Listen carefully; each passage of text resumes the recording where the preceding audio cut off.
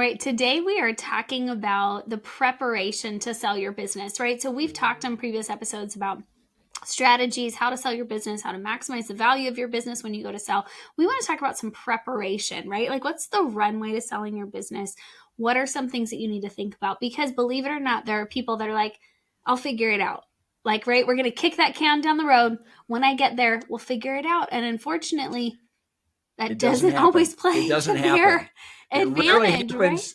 It rarely happens correctly. I can tell you that. Or as they expected it. And so we have kind of come up with some different examples that we have either from clients or from just people that we know and experiences that we've had where kind of what can we learn from what happened in this scenario? And we've got kind of a list to go through.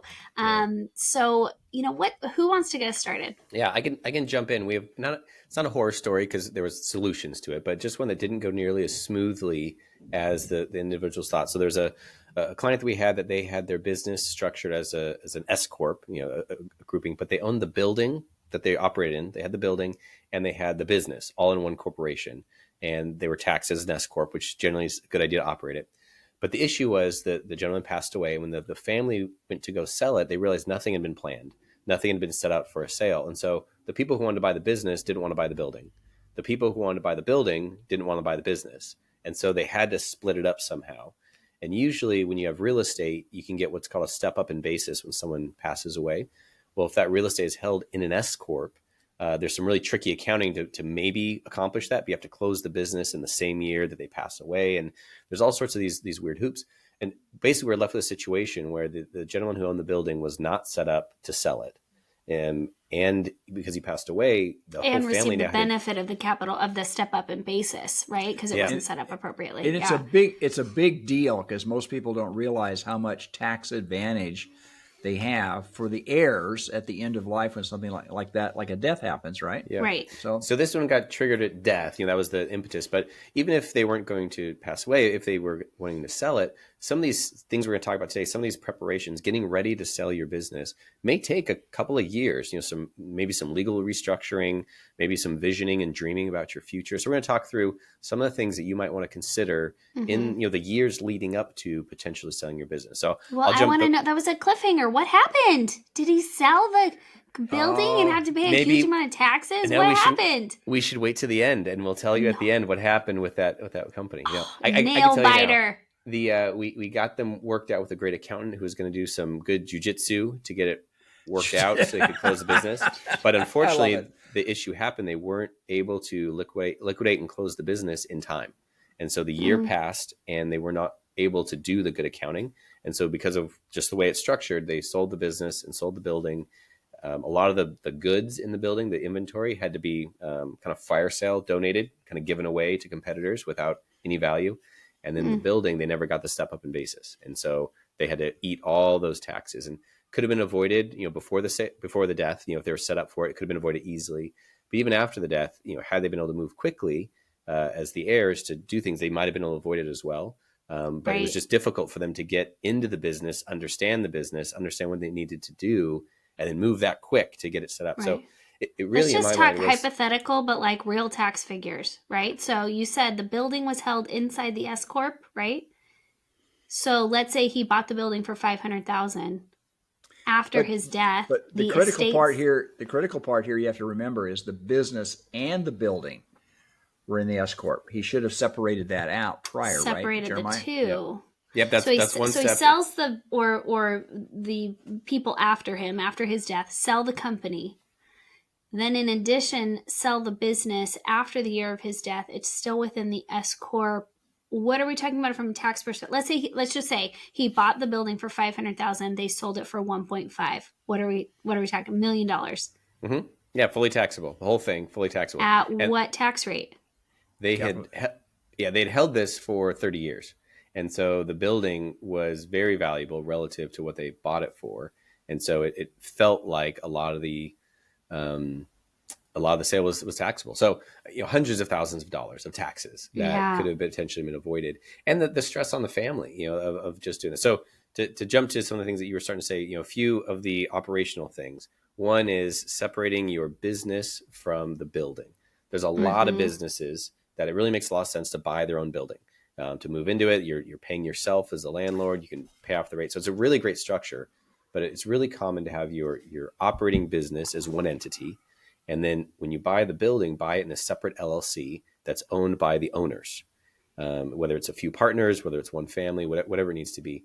And that way you That kind of actually keep the goes as an separation. advantage to maximize the value of the sale of your company, right? Because they refer to that as like 2 bites of the apple, right? You can sell your business and then like lease back to your sold business the space. So then you move into that position of landlord until the date down the road that you want to sell the commercial building. You get another value for the owner. So anyways. That's right. And it's a great stream of income. You think rolling off your business, feeling like you're retiring, but you still have, 10 grand coming in every month as rent from this building. It makes it a much softer landing for a lot of folks. That's one preparation, kind of get your legal structures in place of how you want to hold your various assets. So that'd be kind of the first one. I'd say that's day one. The other thing that if anyone's going through a sale that they want to start looking at, and there's a little more in the weeds, but your accounting, most people run their business as for tax purposes. They don't want to pay too much taxes. So they run their cars through the business. They run as many expenses as they can, in consulting with their accountant, what's appropriate. But often you need to adjust those books to say, well, if I was a third party owner, to hire a manager to replace me, I don't have to pay him this, and I wouldn't have all these other expenses. So there's adjustments to your books. The other one is actually reviewing all your contracts. We had a client not too long ago that looked at their contracts. They were all 1-year terms. And after 1 year, the client could just leave. And so when someone looks to buy that, they're like, well, what am I really buying? I'm buying 1 year, right? I mean, after that, all these contracts expire. So they took a year, actually went through and redid all their contracts as they came due and made them 3 or 4 year contracts. The clients were all fine with that. The type of services, that wasn't an issue.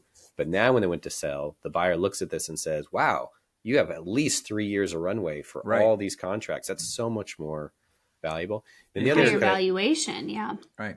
Yeah. And then the last kind of nuts and bolts. Oh, go ahead, Randy. No, I was just saying it gives the buyer an opportunity to establish the relationship with those clients, right? Yeah. Yeah. That Anyway. runway. That's right. And then the last bit of kind of nuts and bolts, and we'll zoom back out, but is kind of your IP, the intellectual property. Like, do you have a trademark on your brand? Do you have any sort of patents on the things that you do? Is there any sort of copyrights? All that stuff. If someone's looking to buy your business, you might say, oh, I'm just running it. I'm just doing all the things. Well, if someone's going to buy it from you, they want to know that your contracts are in place, your accounting's legitimate, and your intellectual property is secure. And that's part of what they're buying. So that's in the details, I would say, as you're leading. You got to get all that stuff in order. But we can zoom out a little bit and look at some of the personal items that people start thinking about when they're getting ready to sell their business. Yeah, this maybe relates to that. We actually have a client that's actually looking at a merger. So not a complete sale of his company, but a merger with 2 other companies. And they're going through like a client survey feedback process right now, so that as they start to look at the valuation across the 3 entities coming together, they're seeing like, how satisfied are your customers? And I think that can contribute to a higher valuation multiple if you've got repeat customers, like you were saying, to renew those contracts for multiple years, and you know that your customer satisfaction rate is high. Yeah. Those 2 together, I think, are interesting when you look at getting the maximum valuation for your company. Mm-hmm. Yeah. So valuable. For sure. And I think people obviously don't understand. They have to look at their business as though they're the buyer, not the owner. And going back to your comments, Jeremiah, is that most people don't look at their business with all of that, all those, the factors that you, as a sole proprietor or as a corporation where you have multiple, as the company grows, people's mentality is still here on the sole proprietorship level. And it could be 20 years, 30 years after the fact.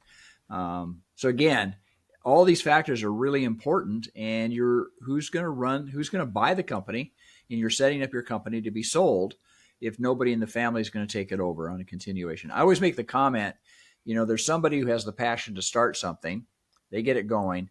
The second generation comes in to manage it, and the third generation seeks all the profit because they're far enough away from the originator, and they're not tied to the company to keep it going. So they're just saying, okay, hey, Granddad, I appreciate you building this company, but there's like $2 million in here for me. Let's just take it out.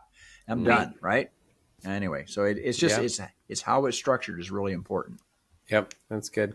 Right. So I mean, it goes back to like even, we were recently having a meeting with somebody who's just starting, right? Who's just starting out. He's been in an industry for about 15 years and he's now ready to put up his own shingle and start out on his own. And he's looking at trademarking and he's looking at, how do I make space for myself in this marketplace? And we challenged him to think about what the end game is. And he's just starting, right? And he's like, what do you mean? Like, I'm just trying to, like, how many employees do I want? Like, what's the strategy of my business? And it's like, yeah, all of that can play into or be informed by what your exit strategy is. And granted, none of us can look in a crystal ball. We don't know exactly what's going to happen in the future. But if we have a general sense or an idea, we can start to target and head in that direction, right? If you want to go public, if you want to pass it on to a family member, if you want your employees to take over ownership, those all inform a different strategy, even from the very beginning in an ideal world. Yeah, I think the biggest errors that I've seen happen is where the entrepreneur who started a company has grown. He automatically believes that his family, a son, a daughter, a combination of the two, are going to come in and run the company when he wants to step out. I find it is an absolute misunderstanding of the relationship between the parent to the child or the children. It rarely works the way that the entrepreneur thinks it's supposed to work. And the kids are working off either guilt or they have a different concept of what they want to do with the company. And it's amazing. Oil and water kind of comes together. And if you got a strong personality, so to speak, that started the company, they go, you're going to do it my way or no way. And the kids are going, am I going to be a slave to the fact that you've got the money there? And I'm trying to, it can really get ugly bad. I don't know how to say it quickly, other than that, but it just really, really gets ugly. Yeah. And I had a client where he was, the father gave the business to the son. The son felt obligated to make sure he paid a certain amount of money to his father until he died. It was after the father died, I sat down with him and he never liked the business.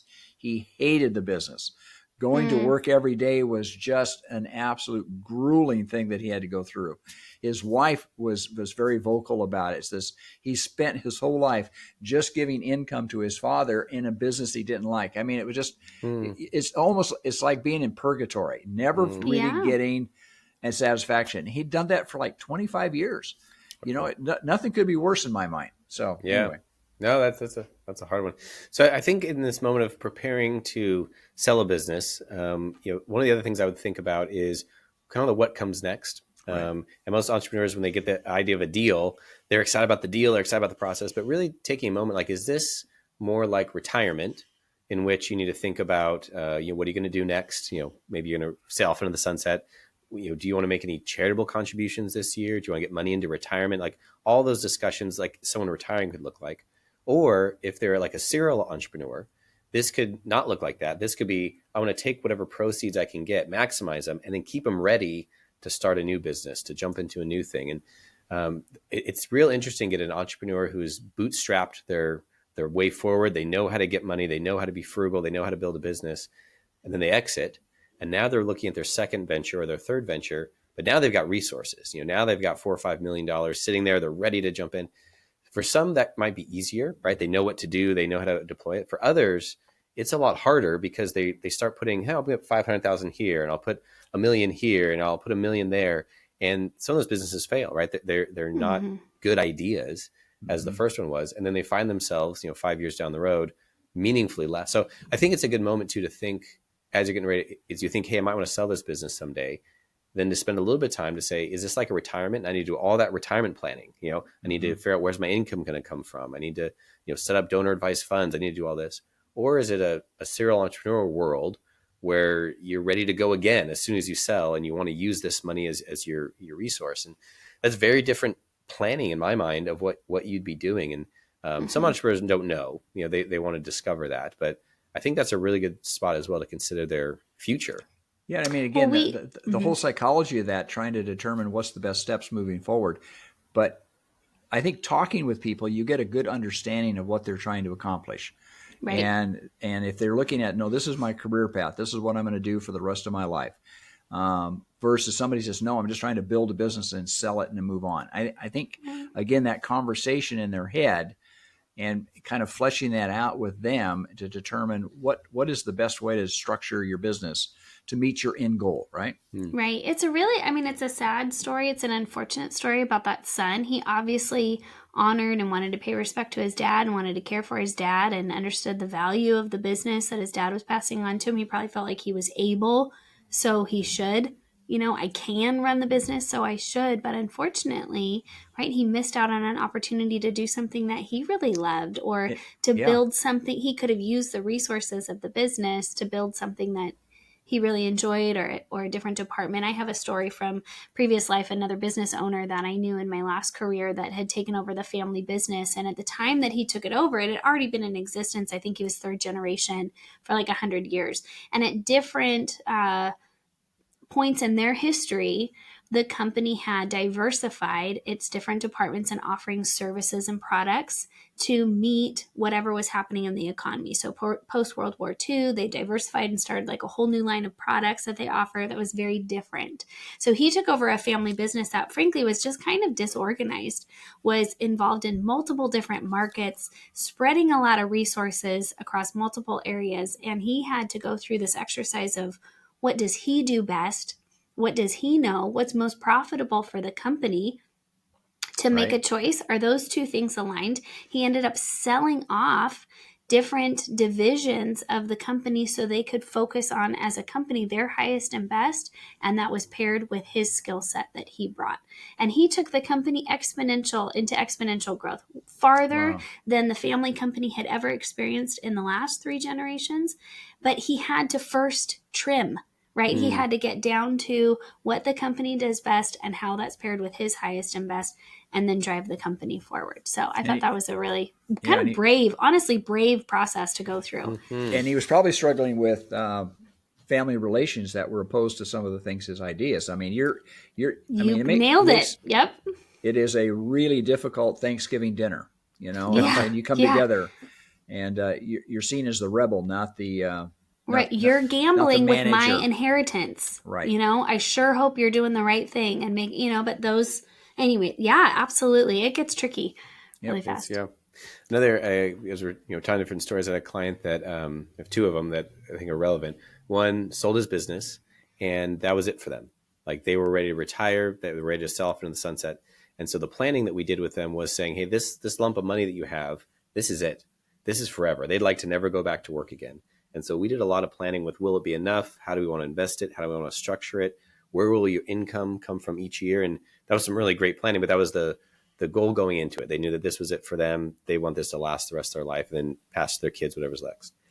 Another different client, same idea. They're selling the business, but they weren't done yet. They wanted to keep working. And so their plan was that they're going to take the money, set it aside, but he was going to keep running. In essence, he would now become a division of a larger company as he was acquired. And he would keep running his own company. So he's like, I'm going to get payroll for this many years. I'm going to be an executive, all that stuff. Well, the interesting part is that dynamic, that's what he was planning on. He lasted about 6 months working for the company. And he was a great entrepreneur. He was a great leader. But he would be the first to say, he's like, I'm a poor employee. I don't like taking orders. He had to fill out paperwork to get new equipment. He's like, why am I asking permission? We just need it. I'm going to buy it today. And it was real interesting, just the dynamic of where he kind of chose to go. I'm going to sell. I'm going to be a part of this conglomerate. I'm going to be an executive in the business. For him, I think it was a good idea, but it just wasn't well suited for who he was. And so for him, he had to then pivot. He went from, I'm going to have a career being an executive to all of a sudden I'm quitting. And what do I have left? To kind of looking around. And he had plenty of resources, but it was just a real interesting of whether someone, when they sell the business, if they're thinking about that, are they set up to retire? Or are they set up to be an executive? What are they planning to do? And is that really going to fit with what they are wanting to do? Like if a spouse is ready to travel and you're ready to jump in to be this, corporate executive, that might be very, very different of where you're at in life. Well, your business, when you think about it from the perspective of a business owner, and I like, Dad, what you said, like think about it from the perspective of being a buyer of your company. Your business is a tool and it's a resource that you can use to your advantage, right? Or the advantage of the family or your employees, right? It's a tool. It's not meant to be a ball and chain. And if it is a ball and chain, then that's probably some indication that something needs to change. Right. Or there needs to be a change of action, direction, course, right? Because if you prepare properly, the ultimate exit from your business can drive value to yourself, to your future generations, to your employees, right? It can be a tremendous asset. Think about all the time and blood, sweat, and tears that you've spent trying to build a company. This is when it pays off, right? But preparation is key in order to take advantage of that. So that's so good. Yeah. So as we kind of think through preparing for business, we talked a little bit about structuring, kind of legal structuring, legal items. We talked a little bit about, thinking about what comes next, you're planning. I think the third item to talk about is kind of those personal steps, not just what you want to do, but like, as you're getting ready to sell your business, how much of that money needs to go into charitable giving, to reduce your taxes? How much of that money needs to get into a retirement plan so that you have this, structure? We've even had some clients that in the year of their of selling a business, they want to put some of that money into like a nice big annuity and buy themselves a pension. I never want to run out. I just want to have this guaranteed income going forward. So I think there's some of that planning also that is, as you're leading up to the idea of a sale, like your personal finances, like, forget the business money. And I think the negative, people can feel like I'm getting all this money is coming in. It's just going to cover over all the sins and make it feel great. Well, if you're behind on retirement savings and you think about just selling your business a couple of years, like maybe a point is to lean into that for the next couple of years, really get your retirement savings where it needs to be so that when you sell, you're able to utilize that money for the best purposes, not filling gaps of things you neglected previously on your personal side. So oftentimes the business is needing money. And so the owner doesn't take the steps to set up a separate retirement account, separate from the business itself. They always no, the company needs this. And we're trying to create balance. Oftentimes with our conversation with clients, we're trying to create balance. The company is probably going to be okay, but you also need to be setting up your own retirement. The business should not be the sole retirement structure for you. It may be a huge payoff, but at the same point in time, if it's not, or if you have to extend the time that you keep it, we're going to go through economic, cycles, and your business may or may not work on all those cycles. So about the time you think you're going to, about the time you want to sell it is probably the time that's going down and going down. You have to think that is it the right time to sell? Is it or is it not? All those factors. And selling a business, timing is, the buyers are looking at that also. They don't want to buy in a business at the top. And obviously the seller wants to sell at the top. It's just the competition of what's the right time to do this. That's why you need to have your own separate retirement accounts, right? Anyway. Right. It gives you the luxury of time if it's not a forced sale as a result of, someone passing or death, right? But that luxury of time will give you more options, right, when the time comes. So I hope that what we shared is helpful to some business owners out there, or some who are anticipating being business owners, or even those entrepreneurs who are serial entrepreneurs, right, and have multiple companies, that there might be different exits that are appropriate for different businesses. So anyways, if you have any questions or would like to have a thought partner in that process, we would love to help you out. It's one of the things that we love doing here at Tricord Advisors. So to our listeners, thanks for joining us today. Until next week, folks, may you grow in wisdom and knowledge. Thank you for listening. We have a few more things to let you know about before we go. Podcast reviews really help us to serve more people and get this information into the hands of the people who need it. Please leave us a review. Even if it's not 5 stars, we welcome the feedback. And we invite you to let us know what topics you would like to hear more about, or what would benefit the people in your life who you're closest to. We have more resources online. Those resources are designed to help you share this great information easily with people in your life. To access those resources, please visit tricordadvisors.com. Often we hear from clients that they wish they had talked to us sooner. If that's you, we'd be thrilled to see how financial planning can benefit your life. Email us at contact@tricordadvisors.com, or simply click on the link in the show notes. This show was produced by Graham Gardner at Model FA. Find out more about how to create a podcast for your financial planning business by visiting modelfa.com. We love creating content that's useful, resourceful, and maybe even a little entertaining. We want to make this mega universe of financial topics and advice applicable and helpful to your life. Remember, at Tricord Advisors, we are your future's best ally.